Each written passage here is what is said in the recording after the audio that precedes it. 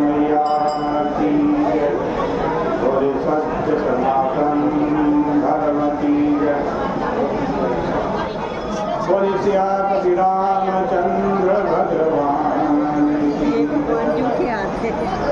राम जी की वंदना, सीता जी की वंदना, राम जी की वंदना, सीता जी की वंदना, लक्ष्मण जी की वंदना, भरत जी की वंदना, लक्ष्मण जी की वंदना, भरत जी की वंदना, वंदना के नंदना की बार बार वंदना, वंदना के नंदना की बार बार वंदना। राम सप्रेम कहे मुनि पाई, नाथ कहे हम के ही मग जाई। मुनि बन बिहसी राम सन कहाई, सुगम सकल मग तुम कहूँ आई। साथ लागी मुनि शिष्य बुलाए, मुनि मन मोदित 50 आए। सब राम पर प्रेम अपारा, सकल कहानी मधुदीख हमारा।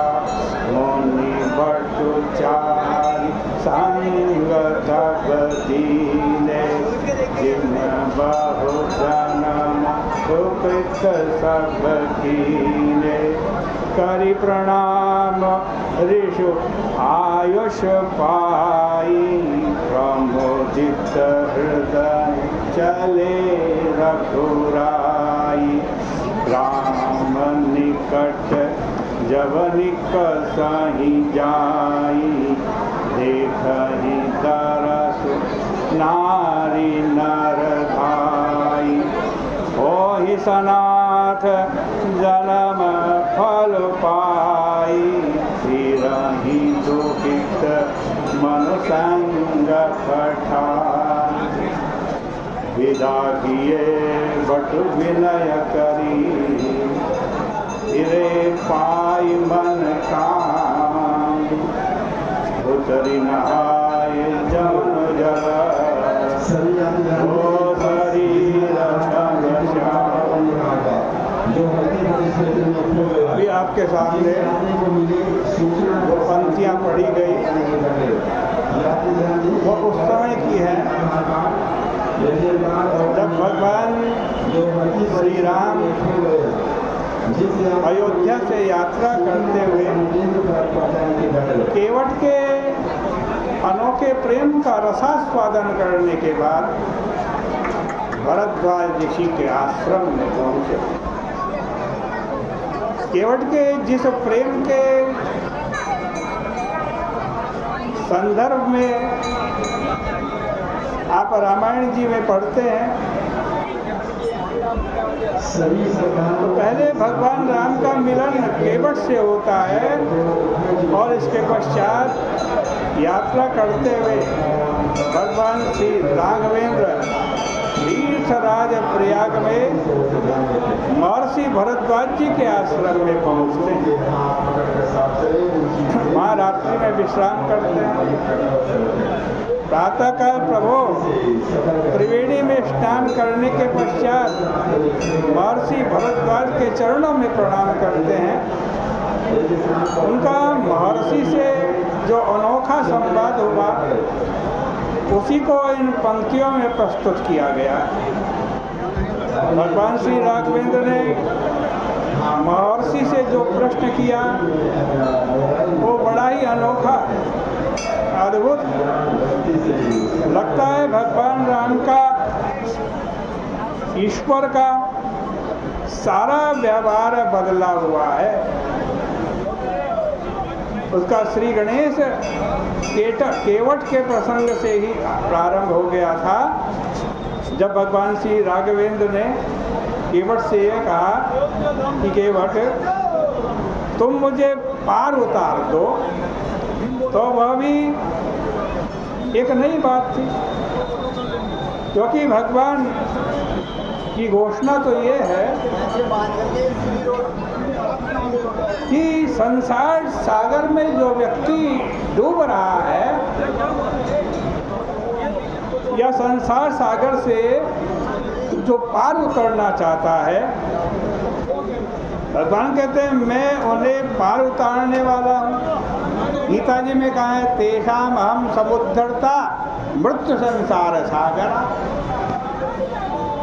भगवान अर्जुन के समक्ष यह घोषणा करते हैं कि मैं पार करने वाला हूँ, लेकिन आज गंगा जी के किनारे केवट के सामने भगवान उल्टी बात करने लगे। संसार सागर से पार करने का दावा करने वाला ईश्वर जब केवट से कहने लगता है कि मुझे पार उतार दो, तो सुनकर अविश्वास सा हो जाता है कि क्या यह ईश्वर की ही वाणी है। और इसी प्रकार से महर्षि भरद्वाज जी से जब भगवान श्री राम प्रश्न करते हैं, तो भी ईश्वर का बदलावा रूप हमारे सामने आता है। वस्तुतः महर्षि भरद्वाज जी के चरणों में प्रणाम करने के पश्चात भगवान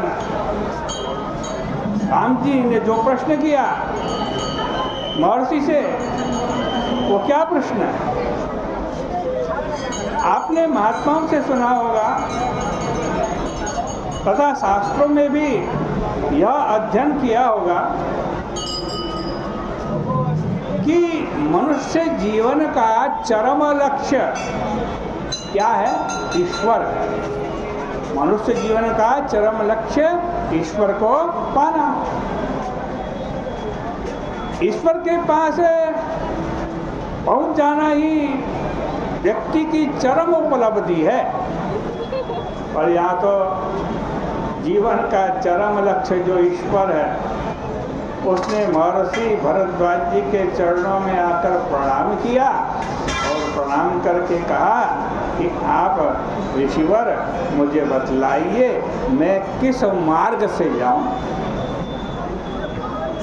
इस प्रकार ये सारे प्रश्न पढ़कर तो यही लगता है कि चाहे केवट से वार्तालाप हो रही हो, चाहे महर्षि भरद्वाज जी से, परंतु उनके संबंध में जो मान्यताएं प्रचलित हैं, भगवान के संबंध में जो मान्यताएं प्रचलित हैं, उस समय वे उनसे बिल्कुल भिन्न व्यवहार कर रहे हैं। मानो लक्ष्य ही मार्ग के विषय में महर्षि भरद्वाज जी से जिज्ञासा प्रकट कर रहा है। जो पार करने वाला है वह स्वयं पार होने के लिए गंगा के किनारे खड़ा है, किंतु भाई भगवान राम की इस जिज्ञासा का क्या तात्पर्य है, इस संदर्भ में मैं एक बड़ी सैद्धांतिक बात आपके सामने रखना चाहूँगा, जिसे आप हृदय से धारण कर लेंगे और इस दिव्य चरित्र और लीला को समझने में कोई कठिनाई नहीं होगी।